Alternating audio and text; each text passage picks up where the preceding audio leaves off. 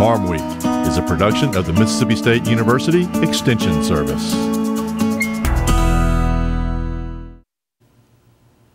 Today on Farm Week, Mid-South rice farmers have until Monday to file their papers to be a part of the Liberty Link court settlement. There are concerns about President Obama's planned budget cuts for agriculture. In southern gardening, ornamental sweet potatoes. They come in many colors, including black. See which one you want to try. In the markets, traders position themselves in advance of Wednesday's October crop report. Growers should price their feed but hold off grains and oilseeds. In the feature segment, today starts Farm Week's 35th season on the air. We'll have the first feature story that aired in 1977. My lawyer said when my husband died nearly 11 years ago for me to make no changes. And I said, what do you mean? And he said, I mean for you to make no changes. I said, what I'm going to do with all those black Angus cows that my husband has bought that we have. He said, you're going to keep them. You know as much about it as he did. And I did. So I did keep them, and that I think has really meant almost the salvation of my life and my mind, because I was so busy I didn't have time to maybe grieve like I would have.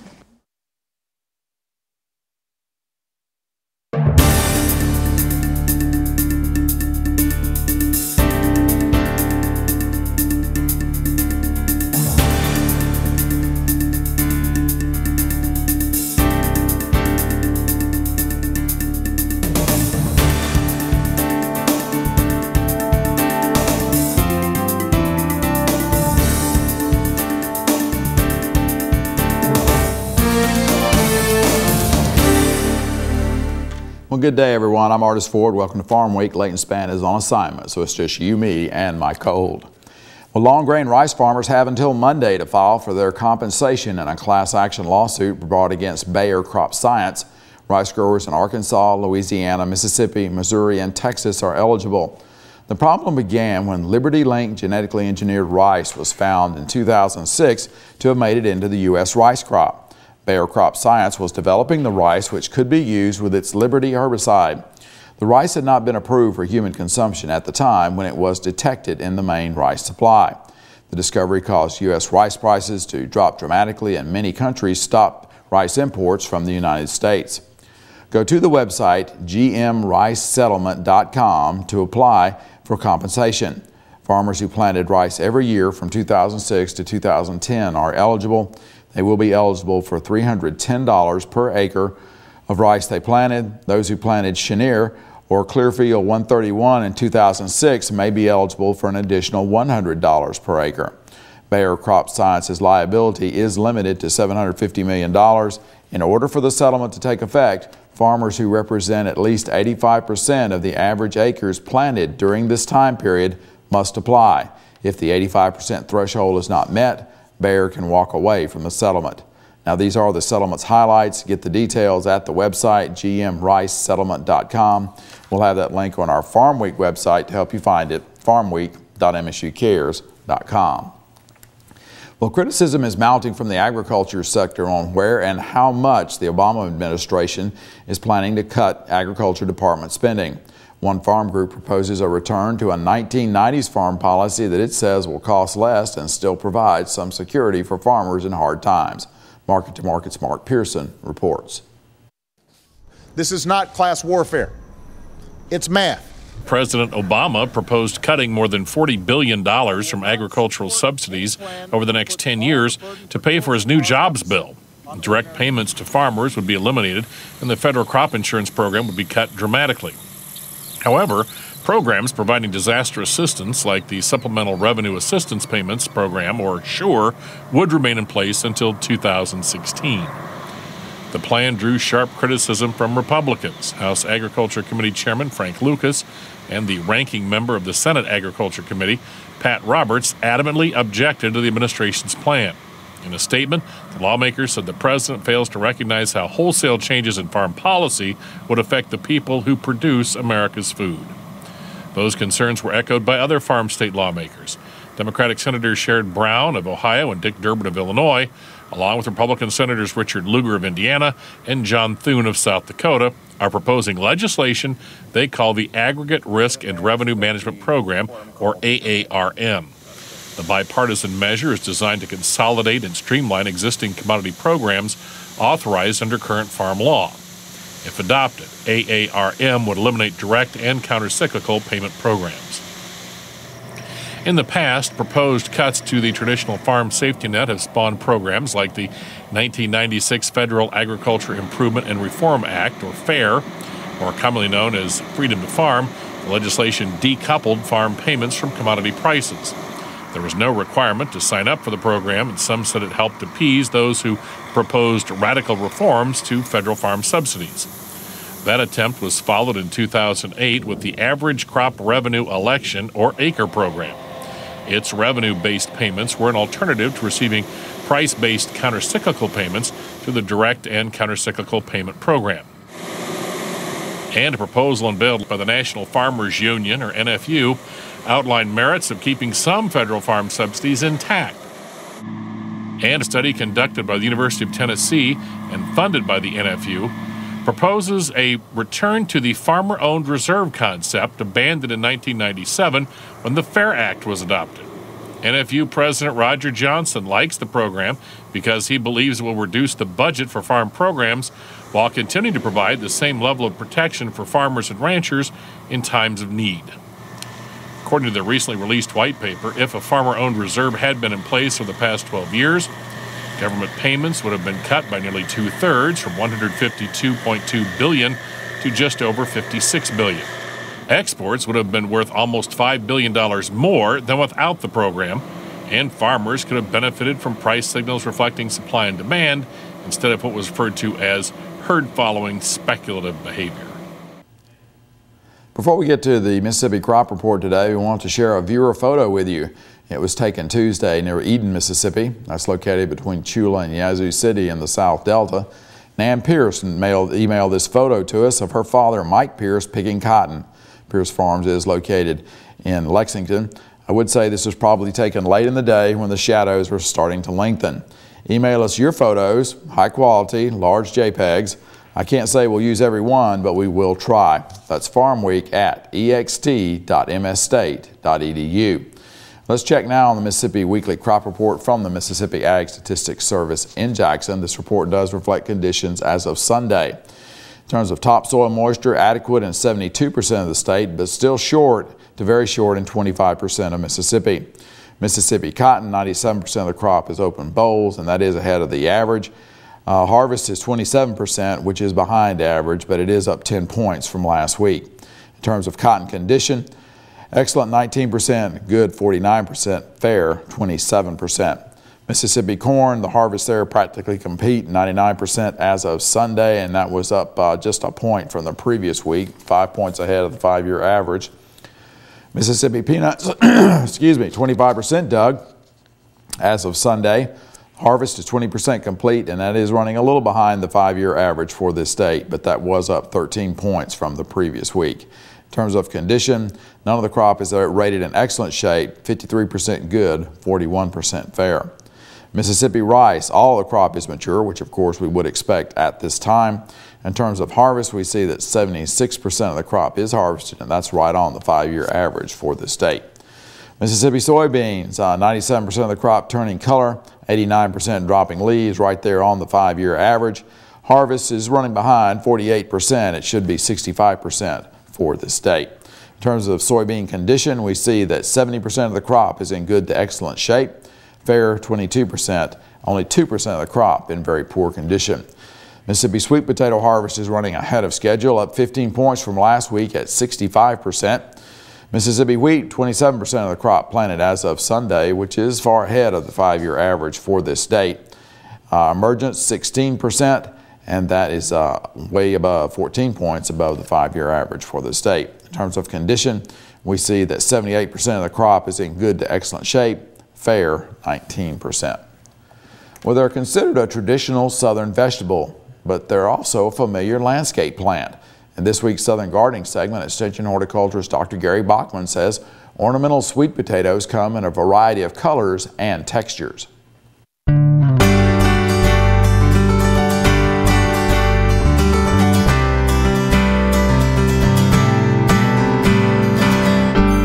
a relative of the morning glory, makes a ground cover with beautiful, colorful foliage. Here, selections of ornamental sweet potato are being evaluated for use in our Mississippi landscapes. Ornamental sweet potatoes, known botanically as a Pomoea batatas, are actually real sweet potatoes that breeders are selecting for vivid and attractive leaves. Ornamental sweet potatoes are vigorous growing plants that produce thick mats of color. The Sweet Caroline series offers a wide selection of heart-shaped and cut-leaf foliage in a variety of colors for the landscape. Foliage colors include light green, purple, red, and bronze. Sweet Caroline selections Raven and Bewitched have dramatic black foliage. The Illusion series has lacy textured leaves featuring deeply cut lobes that resemble fingers. Colors available in the Illusion series include garnet lace, emerald lace, and midnight lace. The flowering of ornamental sweet potato is considered inconspicuous, but can provide an unexpected treat. Since ornamental sweet potatoes can be vigorous, they may become unruly and run over other plants. Simply prune back to keep them in bounds. Ornamental sweet potatoes perform best with consistent moisture. Be sure to water during dry periods to help maintain good plant health. And while these plants may look their best in the fall, ornamental sweet potatoes are annuals in Mississippi. Ornamental sweet potatoes add annual color in every landscape they're planted, so why not enjoy them in yours? I'm Gary Bachman for Southern Gardening. Gary says ornamental sweet potatoes make an eye-catching ground cover even if you do have to replant them every year. In the feature segment today, the first feature story aired on Farm Week. It's about a remarkable woman who grew registered Angus cattle and never considered retirement. We're airing this feature story because today is the beginning of Farm Week's 35th season on the air. Farm Week first aired on Monday, October 3rd, 1977 on Mississippi Public Broadcasting. Today's show is number 1724. I personally have been around for, 1,350 of those. That's almost 27 years worth. Leighton Span, 17 years. Well, it's inadequate to say, but we appreciate your support. And if you did not watch, we would not be on the air. So let's go ahead and move on now. It's time now for the markets on Farm Week. The next crop report comes out on Wednesday.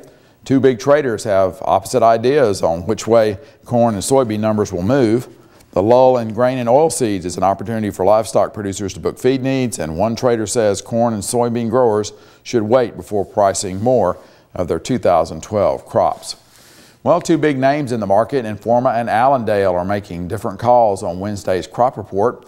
Allendale says it looks for the USDA to increase the 2011 corn crop by 150 million bushels from September. It looks for soybeans to be virtually unchanged.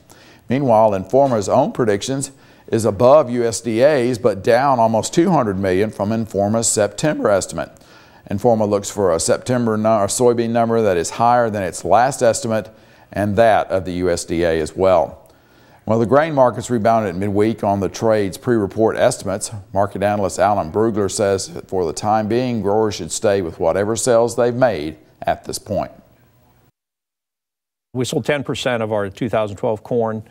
Basically, I've encouraged producers who have purchased their fertilizer already, who've locked in their land rents, to go a little further than that. But again, we're thinking this is developing to be a normal harvest low, and we don't want to do a lot of pricing right here for new crop.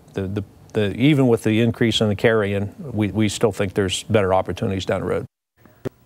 Well, let's pause for today's trivia quiz on Farm Week. It's about how much corn is needed to make other foods, in this case, beef. What is the cost of the corn that's needed to produce 1 pound of beef? Now, this is based on $7 a bushel corn, which is a little higher than what the price is right now. Is the answer 33 cents, 77 cents, $1.77, or $2.11? I'll have the answer in just a few minutes. Well, market analysts are looking for world soybean supplies to be smaller in the coming year. What does that mean now for pricing year 2012 soybeans? Alan Brugler says hold off while we're in the harvest.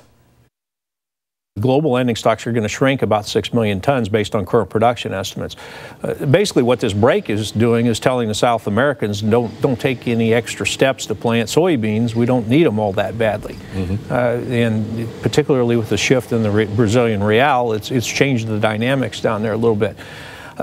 Now, yeah, here the producer basically needs to sit on it. He needs to say, okay, I made my early sales, my forward sales.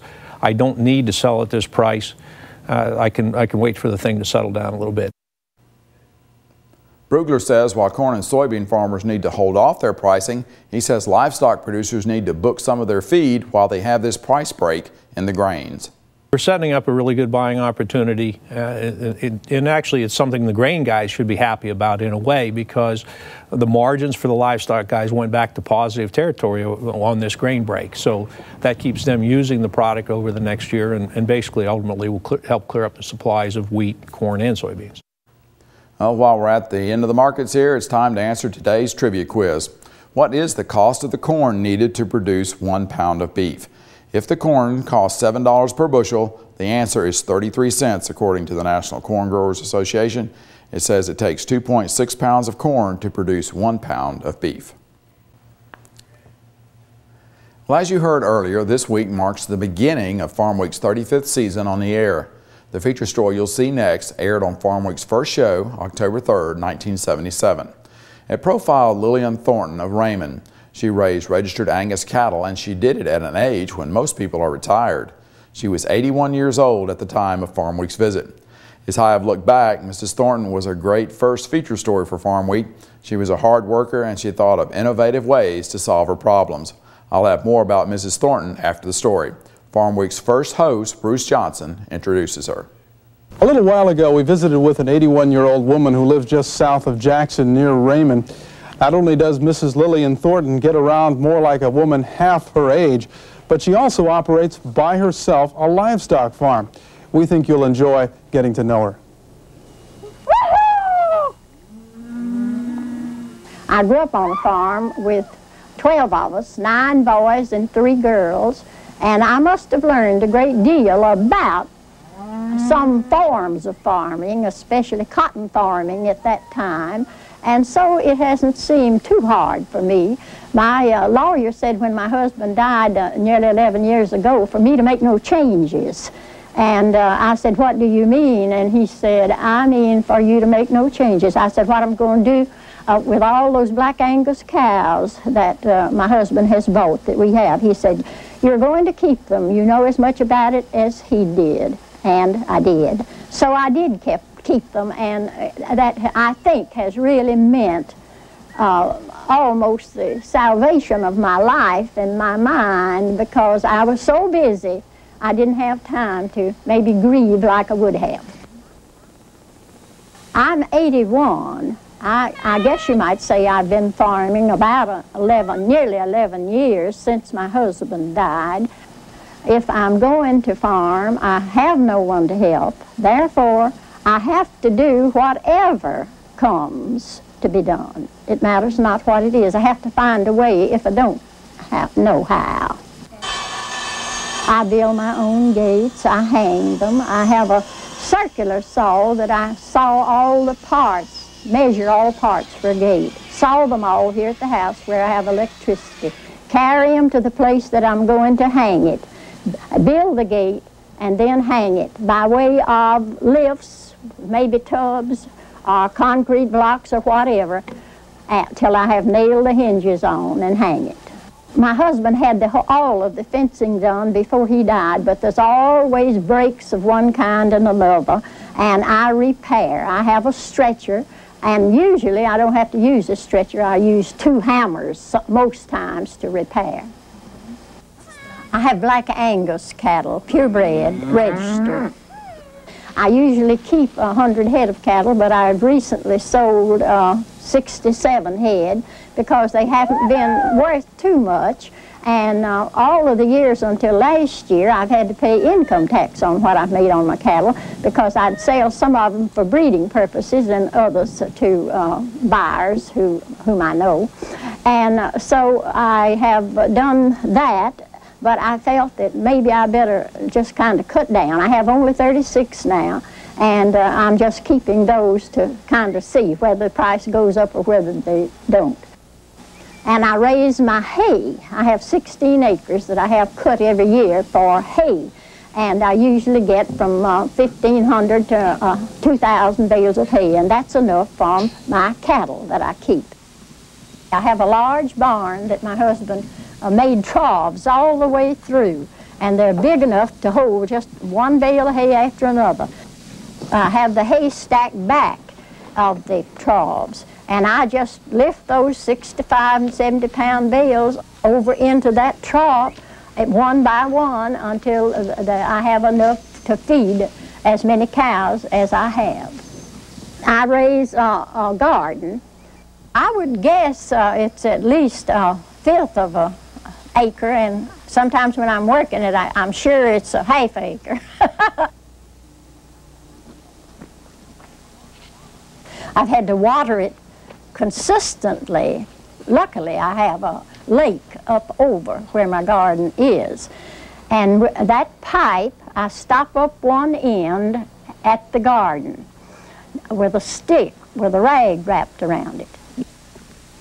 Then I go up to the levee and I fill the pipe, the lead pipe, with water. Usually takes about 6 or 8 gallons to fill it. And then I stick a stick with a rag on it in that and keep it very tight until I wade down into the lake and put that under water with a rock on it and then pull out the stick with the rag in it. Then I go back to the garden and pull the stick out there, and I have a great big inch of water coming out, and then I take pipes and put to the lead pipe, just shave them off and stick them in and water the whole garden.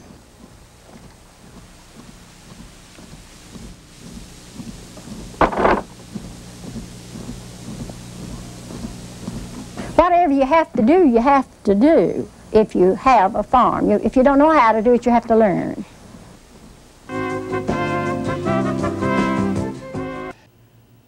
You can watch this story again on our Farm Week website, our Facebook page, or YouTube. The website address is farmweek.msucares.com.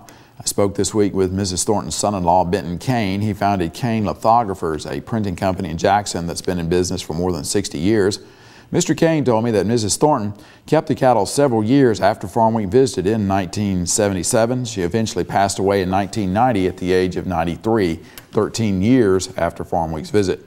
She and her husband, Duke, were also residents at one point of Philadelphia, Mississippi. Mr. Thornton was the founder and editor of the Neshoba Democrat newspaper. He was an alumnus of Mississippi State University, where he was a past president of the MSU Alumni Association.